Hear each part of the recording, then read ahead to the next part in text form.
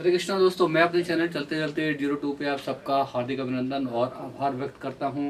कैमरे की आंखों के सामने से हमेशा की तरह आपका होस्ट और दोस्त मैं सुभाष चंद्र झा, और कैमरे के पीछे से मेरे सहयोगी आशीष झा। तो दोस्तों, दिल्ली के चुनाव को बीते हुए 10 दिन से ज़्यादा हो चुके हैं। 8 तारीख को चुनाव के नतीजे आए थे और अभी तक दिल्ली में नई सरकार का गठन नहीं हो पाया है। अभी तक जो है दिल्ली को नया मुख्यमंत्री नहीं मिल पाया है। तो किन कारणों से इतनी देर हो रही है हम समझ नहीं पा रहे हैं। मैं सोच रहा था कि दिल्ली का नया मुख्यमंत्री आ जाता और दिल्ली की सरकार बन जाती तो हम फिर कहीं निकलते आपके लिए कुछ नई स्टोरी को ढूंढने के लिए। तो दोस्तों, सबसे पहले तो आपको बताना चाहता हूं कि ऐसे कौन से चेहरे की तलाश हो रही है जो भारतीय जनता पार्टी को अपने विधायकों के बीच में से नहीं मिल पा रहा है। साथ में जो है कुछ प्रश्न मैं आपसे करना चाहता हूं कि दोस्तों, क्या आपको राजस्थान के मुख्यमंत्री का नाम याद है? क्या आपको छत्तीसगढ़ के मुख्यमंत्री का नाम याद है? क्या आपको उड़ीसा के मुख्यमंत्री का नाम याद है? क्या आपको मध्य प्रदेश के मुख्यमंत्री का नाम याद है? इन राज्यों में जब चुनाव हुए हैं, इससे पहले जो चुनाव हुए थे उनमें जो नामवर कद्दावर नेता थे वो कभी मुख्यमंत्री हुआ करते थे। यदि मैं कभी किसी से पूछता कि राजस्थान का मुख्यमंत्री कौन है तो लोग तपाक से उत्तर देते अशोक गहलोत, पीछे कांग्रेस की सरकार थी। यदि भारतीय जनता पार्टी की जब सरकार रही तब वहाँ पर विजया राजे सिंधिया वहाँ की जो है मुख्यमंत्री रही। भारतीय जनता पार्टी की एक नामवर कद्दावर जो है नेता के तौर पे उनकी जो है पहचान है। उसी तरह से मध्य प्रदेश के मुख्यमंत्री को कौन नहीं जानता। इससे पहले जो मुख्यमंत्री मध्य प्रदेश के थे शिवराज सिंह चौहान, जो कि मामा जी के नाम से फेमस है, पूरा मध्य प्रदेश उनको मामा कहता है। वो और छत्तीसगढ़ के मुख्यमंत्री को पिछली जो सरकार थी वो कांग्रेस की सरकार थी, तो उसके मुख्यमंत्री कौन थे किसी पूछोगे तो कह देगा भूपेश बघेल।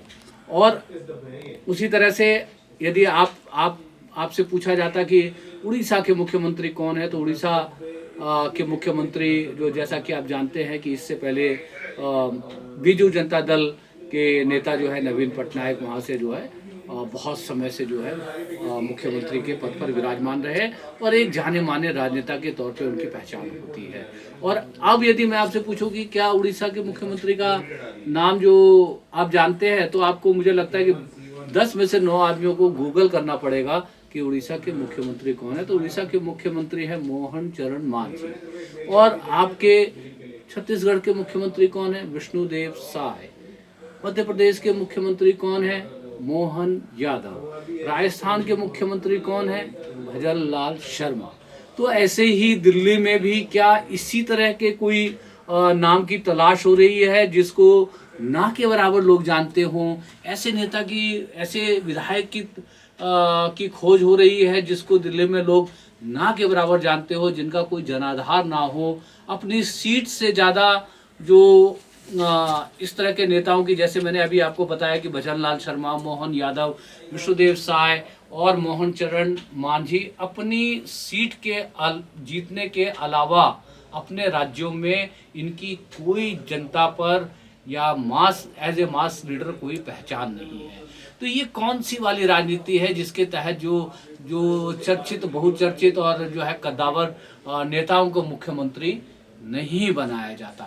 तो दोस्तों, मैं बताना चाहता हूं कि पिछले 11 साल में राजनीति का जो है कॉर्पोरेट जिस तरह से काम करता है उस तरह से ये भारतीय जनता पार्टी की राजनीति काम करने लगी है।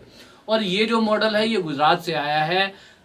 प्रधानमंत्री नरेंद्र मोदी जब गुजरात के मुख्यमंत्री थे उसके बाद जितने भी वहाँ पर मुख्यमंत्री बने, जिनको जो बहुत ही कम पॉपुलर लोग थे उनको जो है मुख्यमंत्री बनाया गया। इसके पीछे क्या कारण है? इसके पीछे की राजनीति क्या है? इसके पीछे की राजनीति बड़ी सिंपल है दोस्तों, कि केंद्र सरकार में जो सत्ता के सर्वोच्च शिखर पे जो भी लोग बैठे हुए हैं, जैसे प्रधानमंत्री जो हैं अभी भारतीय जनता पार्टी के सीईओ हैं, और हमारे जो गृह मंत्री अमित शाह जी जो हैं वो भारतीय जनता पार्टी के सीएमडी हैं, और भारतीय जनता पार्टी के लिए बाकी जितने भी अन्य राज्य हैं वो राज्य नहीं हैं, वो ब्रांच ऑफिस हैं। भारतीय जनता पार्टी के ब्रांच ऑफिस है। जिन जिन भी राज्य में भारतीय जनता पार्टी की सरकार है वो भारतीय जनता पार्टी के लिए उनके ब्रांच ऑफिस हैं। तो दोस्तों अब जो है भारतीय जनता पार्टी की इस नई राजनीति में मुख्यमंत्री का चयन नहीं होता, ब्रांच मैनेजर का चयन होता है।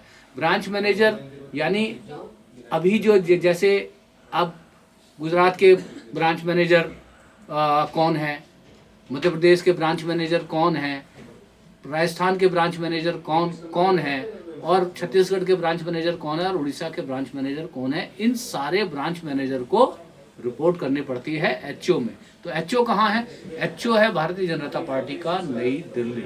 तो एक ऐसे चेहरे की तलाश हो रही है जो जो जो ज़्यादा नामचीन ना हो, जिसका बहुत बड़ा जनाधार ना हो, जिसको एक ब्रांच मैनेजर के तौर पर हैंडल किया जा सके, जैसा पिछले 7-8 10-11 सालों से जब प्रधानमंत्री वहाँ से इस्तीफा दे करके जब जो यहाँ पर भारत के प्रधानमंत्री बने, उसके बाद जितने भी मुख्यमंत्री हुए, कोई भी मुख्यमंत्री पॉपुलर नेता नहीं था। तो अब ये देखना होगा कि कौन वो खुश नसीब सौभाग्यशाली विधायक, या ऐसा भी हो सकता है कि कहीं बाहर से लाकर किसी सांसद को दिल्ली का जो है मुख्यमंत्री बना दिया जाए और उसके बाद जो है उनके लिए जो कोई सीट खाली करवा करके विधानसभा में उनको लाया जाए, या कोई अन्य तरीकों से उनको जो है यहाँ पर इंट्रोड्यूस कराया जाए।